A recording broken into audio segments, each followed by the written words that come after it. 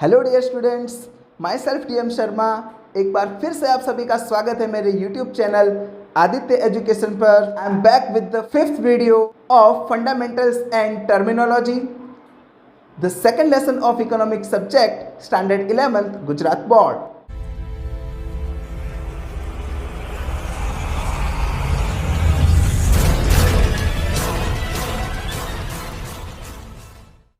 So friends, in the last video we have studied about different factors of production.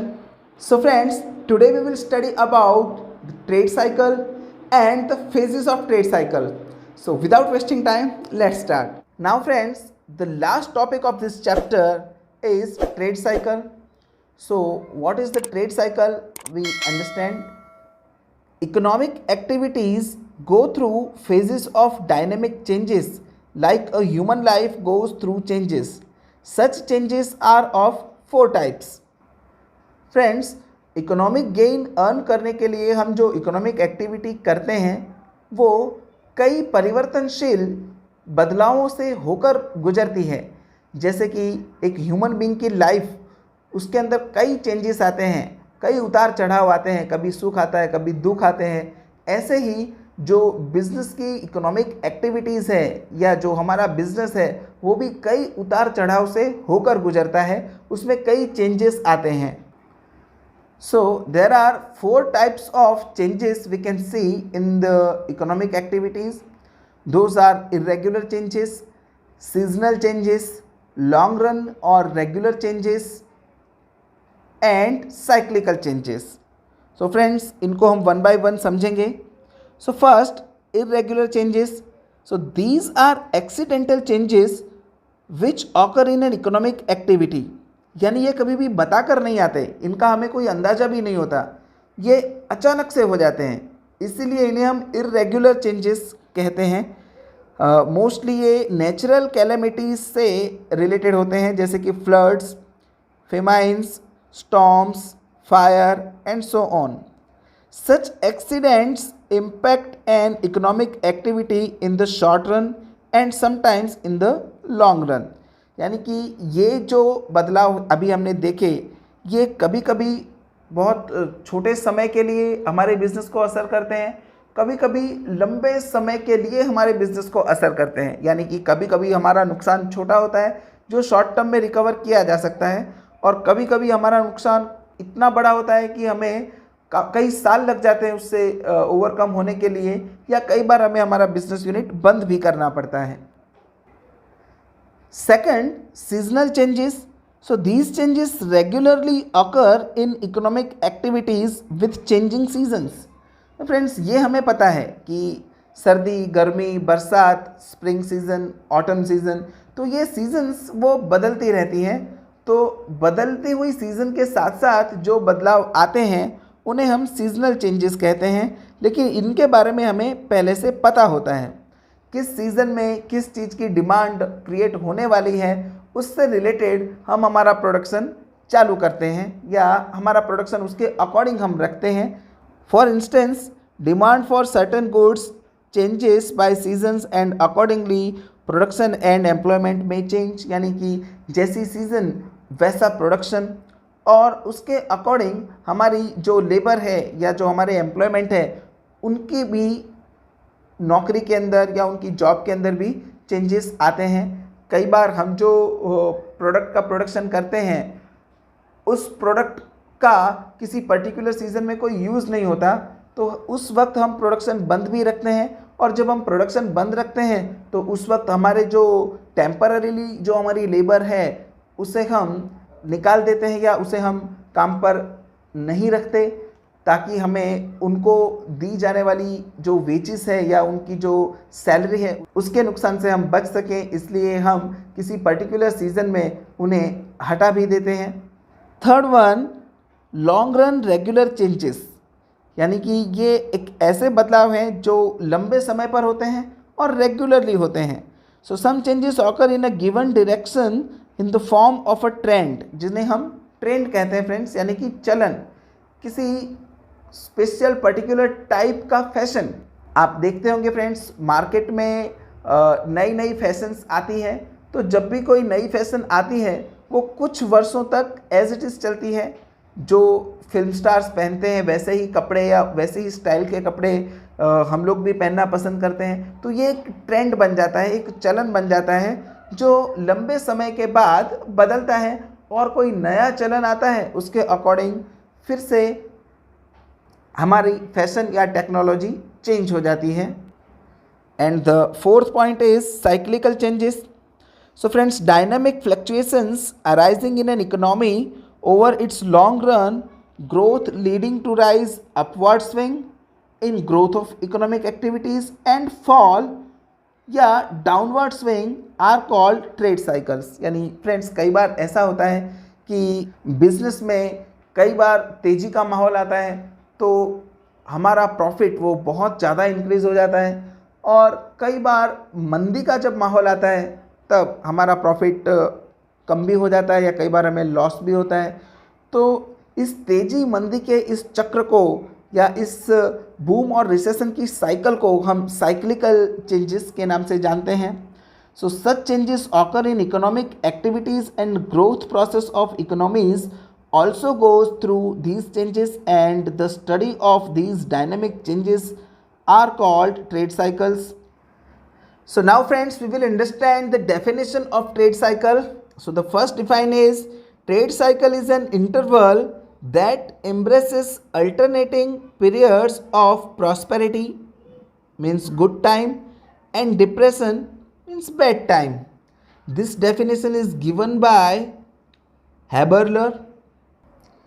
Friends, Haberler नाम के अर्थशास्त्री ने trade cycle को कुछ इस तरीके से डिफाइन किया है कि ट्रेड साइकिल एक इंटरवल है, यानी कि जब कोई टाइम फ्लो में चल रहा होता है तो उसमें एक इंटरवल आता है, उसमें एक ब्रेक आता है।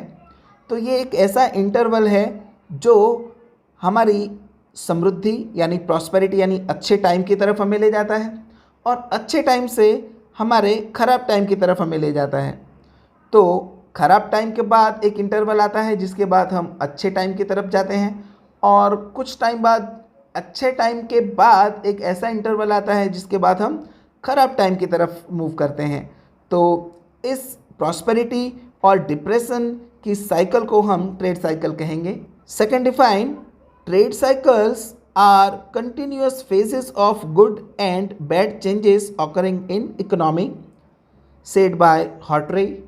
So friends, Hartree नाम के अर्थशास्त्री ने कहा है कि ट्रेड साइकिल अच्छे और बुरे बदलाव का एक फेज़ है जो कंटिन्यूसली निरंतर अर्थतंत्र में चलता रहता है।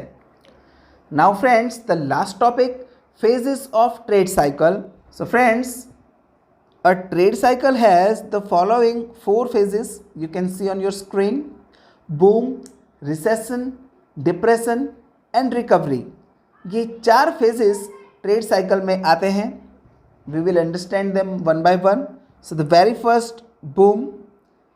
This is the period when economic activity reaches the maximum growth level in a given time period. यानी कि एक दिए गए पर्टिकुलर टाइम पीरियड में हमारी जो इकोनॉमिक एक्टिविटी है वो अपनी मैक्सिमम ग्रोथ पर पहुंच जाती है। Demands have peaked and so have incomes and profits. यानी इस टाइम पीरियड में हमारी प्रोडक्ट की जो डिमांड है वो भी पिक्ड यानी कि बहुत ज़्यादा ऊंची हो जाती है, यानी डिमांड्स काफ़ी हाई रहती हैं, और डिमांड्स हाई रहने की वजह से हमारी इनकम और प्रॉफिट वो भी मैक्सिमम लेवल पर होते हैं। Thus this period is also called peak. आपको याद रखना है फ्रेंड्स, बूम का जो टाइम पीरियड है उसे हम पीक के नाम से जानते हैं। Second, recession. So this period follows the period of boom. ये जो रिसेशन का टाइम पीरियड है वो बूम को फॉलो करता है, क्योंकि फ्रेंड बूम में हम मैक्सिमम यानी हमारी हाईएस्ट एफिशिएंसी तक जाते हैं, और हम जानते हैं कि सबसे ऊंचाई पर जाने के बाद फिर हम वापस से नीचे की तरफ मूव करते हैं। So recession follows the period of boom when economic activity peaks in a given period and investments and employment have reached the highest possible levels, a slowdown occurs.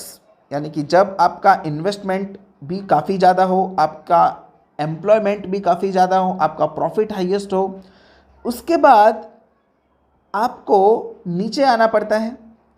Demand स्लोडाउन्स, आपकी प्रोडक्ट्स की demand कम हो जाती है और demand कम हो जाने से आपके बिजनेस में या आपकी प्रोडक्ट के लिए किया जाने वाला इन्वेस्टमेंट वो कम हो जाता है और एम्प्लॉयमेंट भी कम हो जाती है. थर्ड स्टेज या third phase, that is depression.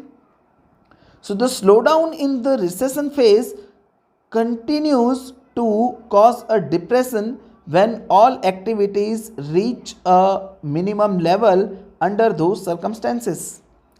So friends, जब मंदी का यानी रिसेशन का टाइम पीरियड वो लंबे समय तक चलता रहे तो उसके बाद की जो परिस्थिति होती है वो डिप्रेशन बन जाती है. हमारी सारी एक्टिविटीज़ वो मिनिमम लेवल पर पहुंच जाती है.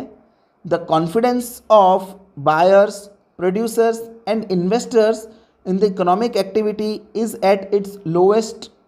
यानी इन्वेस्ट करने वाले जो इन्वेस्टर्स हैं, चीज़ वस्तुओं को खरीदने वाले जो बायर्स हैं, इन सभी का कॉन्फिडेंस वो नीचे से नीचे के स्तर पर चला जाता है.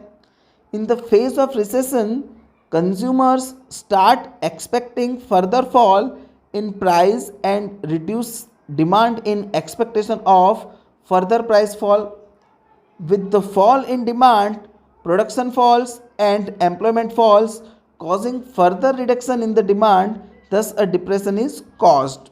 फ्रेंड्स, मंदी के समय में जब डिमांड कम होती है तब भाव कम होते जाते हैं. तो जो कंज्यूमर्स हैं या जो कस्टमर्स हैं वो इस टॉपिक को या इस बात को पकड़ के रखते हैं कि इस प्रोडक्ट की डिमांड कम हुई है तो अब इसका प्राइस गिरा है, तो वो और ज़्यादा राह देखते हैं कि अभी इसकी और ज़्यादा भाव कम होंगे तब हम इस प्रोडक्ट को खरीदेंगे. तो ऐसा करते करते चीज़ वस्तुओं की डिमांड और ज़्यादा कम से कम होने लगती है. उसका जो प्रोडक्शन है वो कम से कम लेवल पर होने लगता है और जब आपकी बनाई प्रोडक्ट्स की डिमांड मार्केट में नहीं होती है तब आप उस प्रोडक्ट का प्रोडक्शन बंद कर देते हैं और आपके पास जो एम्प्लॉयमेंट में जो वर्कर्स हैं उन्हें भी आप हटा देते हैं, जिससे एम्प्लॉयमेंट भी कम हो जाती है. तो इस परिस्थिति को हम डिप्रेशन कहेंगे. And the last phase, recovery. When depression lasts for some times and suppressed demand starts emerging, governments may try to boost investments and employment, and certain times technological changes happen in the long run. This leads to a recovery of demand, employment and investment. तो friends, जब depression का time काफ़ी लंबे समय तक चल रहा हो, इसके बाद जो सप्रेस्ड डिमांड है वो ऑटोमेटिकली इमर्ज होती है. गवर्नमेंट भी इन्वेस्टमेंट को बूस्ट करती है, बढ़ाती है, एम्प्लॉयमेंट जनरेट होती है और टेक्नोलॉजिकल बदलाव आते हैं जो कि डिमांड को इंक्रीज़ करता है और डिमांड इंक्रीज़ होने के साथ साथ प्रॉफिट, एम्प्लॉयमेंट और इन्वेस्टमेंट भी इंक्रीज़ होते हैं. इस सिचुएशन को हम रिकवरी कहेंगे. So friends, here our second chapter is completed. So friends, we stop here today. I hope you all have understood all the points that we have discussed. If you have any doubt, you can ask me in the comment section.